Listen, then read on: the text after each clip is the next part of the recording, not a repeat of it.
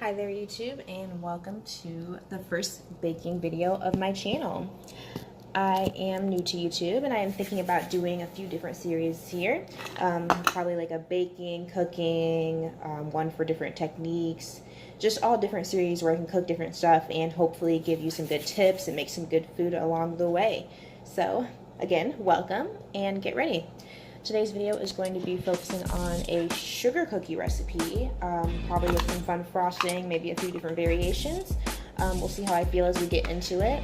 So I'm just going to be cutting off my face here so I can give you a full layout of our cooking space and kind of show you what we're doing as we're going and what we're working with.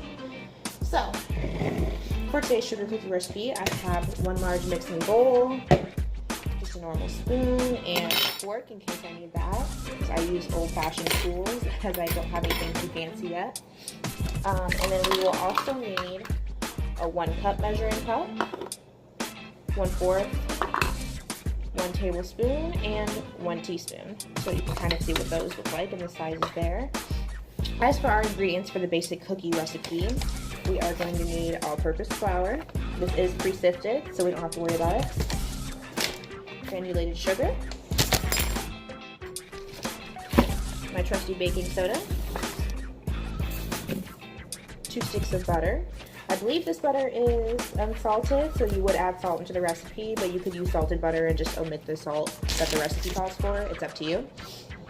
Then we have eggs and a few special ingredients here that I will explain along the way as I go, but maple syrup. This is 100% pure maple syrup in a really tiny bottle because it was very expensive to get the pure stuff, so hopefully a good flavor. And lemon juice, which I will also explain why I have that in a little bit. And then of course, can't forget the salt. So we will dive right in. Our first step is always going to be to cream together the sugar and butter. You want to have your butter being like room temperature so that it's like softened and easy to cream together with your sugar. I always decide to bake kind of on a whim, usually at late hours of the night whenever I have a craving. So my butter is not always at room temperature and softened and prepared to bake with. But an easy remedy I have for that is just to throw it into bowls and throw it in the microwave until it's just softened, not melted. And then it makes it extremely easy to cream with your sugar, especially when you don't have a mixer. So I am just going to pause here and do that. Okay, so this is the result of creaming my butter and sugar together. You see it's nice and fluffy, all mixed in for the most part. And just a really good texture here. So now we are going to want to add in our eggs and then whatever extracts you have. Alright, so my recipe calls for 1 egg to be added in here, so I'm just going to go ahead and get that. Now a good tip for when you're adding eggs into any kind of recipe is you would want to crack it into a separate bowl and then add it in, just in case you get any shells mixed in and you want to be able to dig out the shell so it's not in your main bowl here. But I'm a rebel and I'm confident in my egg cracking skills, so I'm just going to crack it directly in the bowl. Hope I didn't jinx myself. Okay, I think we're nice and shell free, and it could have been prettier, but then I'm just going to rinse my hands real quick. Okay, I rinsed the egg off my hands, and now I'm just going to incorporate the egg into my butter and sugar here. And I'll show you what it all looks like after I add in the rest of my extracts that go into this step. And now I suppose I'll start explaining all the funky ingredients that I have here that I'm going to add into my cookies. You see that we have the lemon juice and the 100% maple syrup. So typically and originally for this recipe I'm going off of, we needed vanilla extract, and we also needed cream of tartar, which is a typical sugar cookie ingredient. But I realized I was out of vanilla extract from the last baking thing that I did. So I looked it up and found that pure maple syrup is a pretty good substitute for vanilla as far as flavor and consistency wise. So we're going to try that. Hopefully get a really good substitution there with that. As far as my lemon juice, this is going to substitute for the cream of tartar because with the what the cream of tartar is supposed to do is mix in with the baking soda. The acidity kind of activates it and makes it do the same kind of thing that yeast would do in a baked good. So it's good for the rising and just the altogether taste and texture of your baked good. But using my lemon juice as a substitution will hopefully activate the baking soda and get the same result here. The substitutions that I researched says that for every half teaspoon of cream of tartar, we're going to add in a full teaspoon of lemon juice. This recipe calls for just 1/2 teaspoon of cream of tartar, so I'm just going to be substituting that with my teaspoon of lemon juice, and hopefully that'll work well. Okay, so this is just my egg, my butter, and sugar all mixed in together, nice and creamy and incorporated.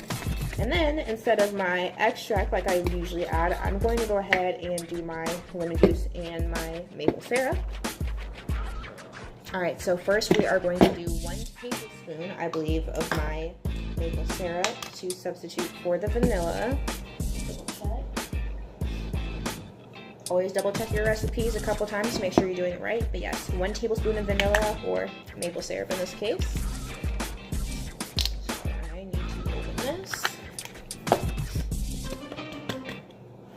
Life hack, when you don't have anything to open up your bottle, just smash it in with your tablespoon. Okay, I'm going to just go ahead and measure 1 tablespoon of the syrup out. It smells really sweet. It really does have a similar look to what I would be using for vanilla, if I can show you here. Yeah, not bad. Hopefully that will add in a really good flavor. Okay, so 1 tablespoon of vanilla down the hatch. And I'm just going to mix that in very well.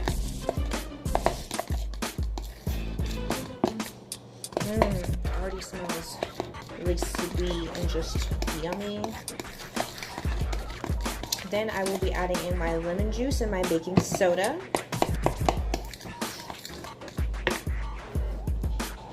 So that is going to be the 1/2 teaspoon of baking soda that we're going to add in here, and then a teaspoon of the lemon juice. Alright, I'm going to try to get that as level as possible. We have our baking soda, if you can see it all here. So I'm going to get that in there. And then I'm going to grab my, oh, I don't have a teaspoon, but I'm just going to use 2 halves for my lemon juice. Alright. 1 full tablespoon of lemon juice coming in to substitute our cream of tartar.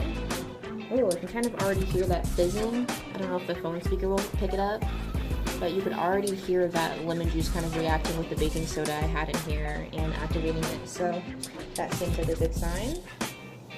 Wow, we have a nice fizzy reaction here. Let me see if I can capture that. Now you see that bubbling, kind of fizzing reaction I've created here by adding that lemon juice into the baking soda. That's just activating it, and it's going to be a really good reaction for our cookies. So I still need to add in my other 1/2 teaspoon of the lemon juice in order to get a full teaspoon in here. I'm sorry if my video is a little choppy. I kind of have to stop and start and go back and forth switching my camera here to show you what's going on, so bear with me. But I'm just adding in the rest of my lemon juice. Oh, a little extra squirted in. We might just have some lemon flavored sugar cookies, which does not sound bad at all. So I'm mixing the rest of this in here. And then we will add in the rest of our dry ingredients, starting with the salt. Looks like it's just a 1/2 teaspoon of salt. So I'm just going to go ahead and use the same measuring 1/2 teaspoon. Dump in my salt. Oops. That's good. Sometimes I use a little less than the recipe calls for because I personally just don't think I need a lot of salt as far as my sweet baked goods go, but it's supposed to be a nice like cross of flavors. It kind of counters some of the sweetness if you don't like it extremely sweet, so it is good to add the salt in. That's just my personal preferences. The salt isn't always fully necessary, but especially if you're using unsalted butter, you want to try to get that salt in there for the flavor. Alright, and then I believe I just add in my flour here. Okay, so you want to slowly mix in 2 cups of flour. Got my all-purpose pre-sifted flour here, my 1 cup measurement, and I am just going to do my little scoop measurement of flour into the measuring cup. You always want to scoop separately with a spoon into your measuring cup to get a nice air in here and make sure that your flour is not compacted by just scooping it directly. It dries out your baked good if you scoop it in there, so you're gonna try to do it the right way.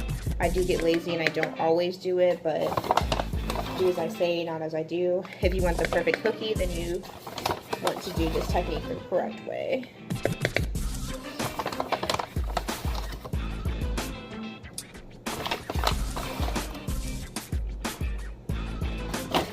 Okay, a little messy, but there is my first cup of flour. If I can kind of tip that for you.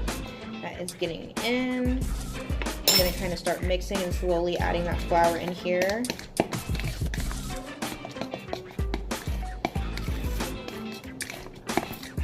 And I'm using a fork, but I am going to go ahead and switch to a spoon. It'll be easier for mixing. And then just little by little adding that flour in, making sure that it gets fully incorporated, that you scoop and scrape out the bottom really well. And I will show you the finished consistency of it as soon as I add in all my flour here.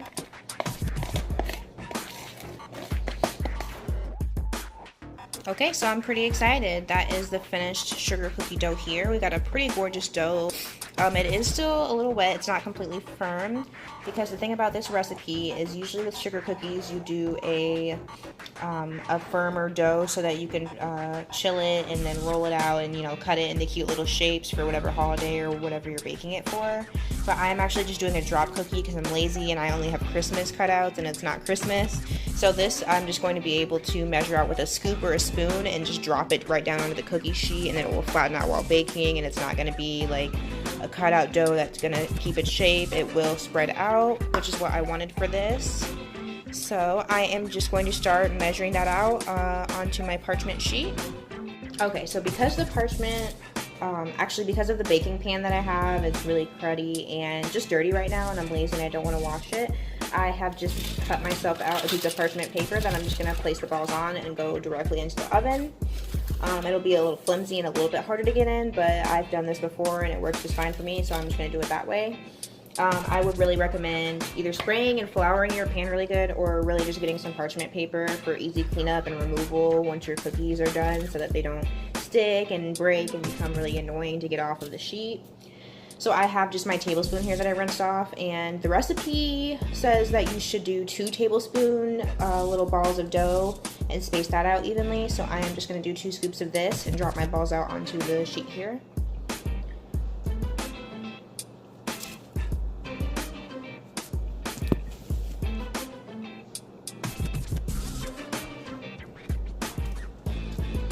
This seems like it'll make a pretty good sized cookie.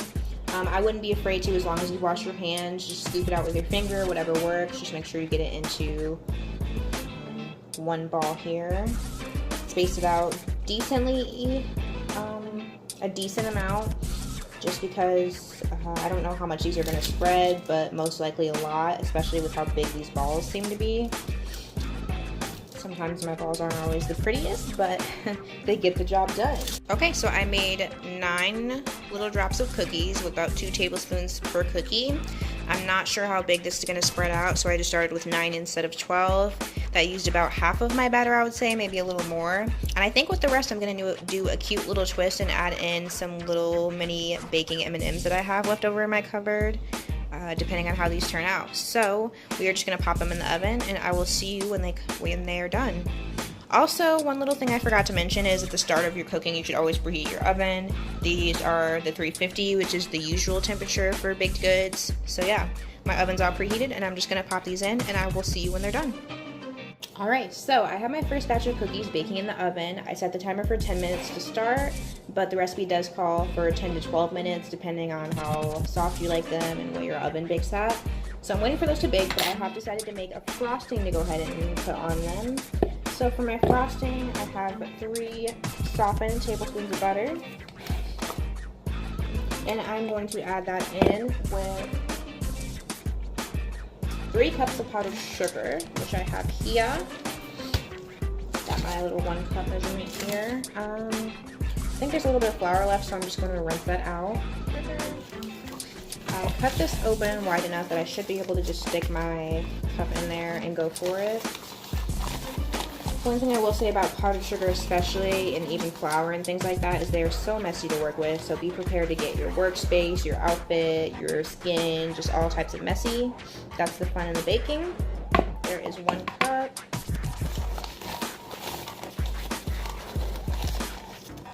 There is 2.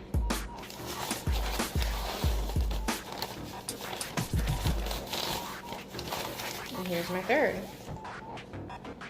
I have my trusty little whisk. That's actually a fork here that I am just going to cream that together with and hopefully get a good consistency started for my frosting. Okay, so I managed to lose 2 cookies in the process of my first batch, which I will get to in a moment. But I did go ahead and cool and frost the first batch for you to see how that turned out. I think not too shabby. Nope, don't want these to fall off the plate. This first batch was taken out of the oven at about 10 minutes. I would say probably leave it in an extra minute or 2, especially if you like crunchier edges, but most of them did come out decently. Okay, my girlfriend has joined us to do the official taste testing. Retake that. Oh, okay. Okay, so my lovely girlfriend has joined us for an official taste test. I'm scared. You shouldn't be. Maybe there's poison. Okay, out of 5 sugar cookies, how many sugar cookies would you give it? Okay.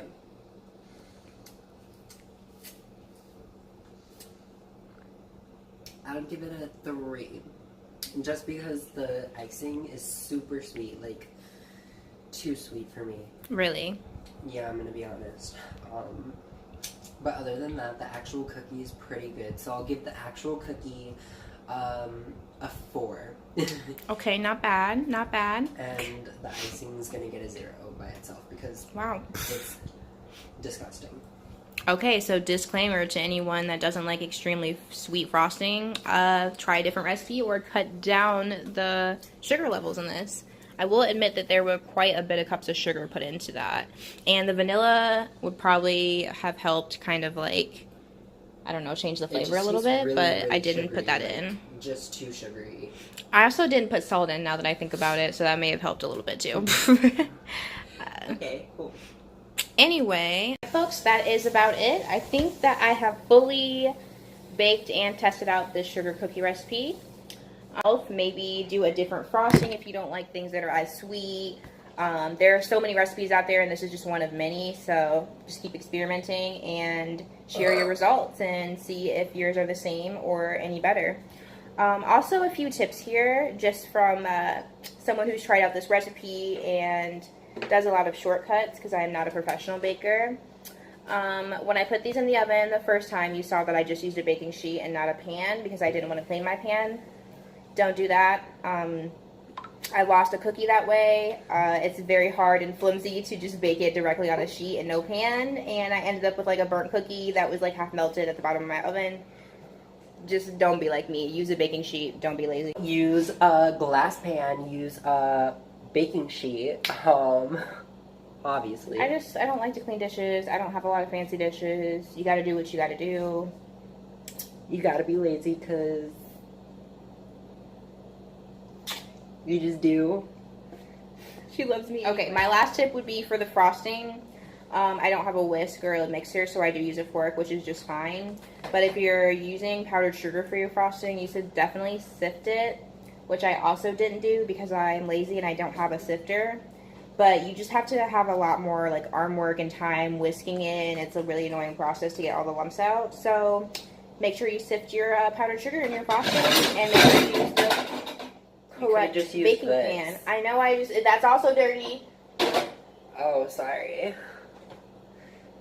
Alright, well, thank you for watching my video today. If you liked, like and subscribe. If you didn't like it, don't. See you in the next video, and hopefully we make something that gets 5 sugar cookies out of 5.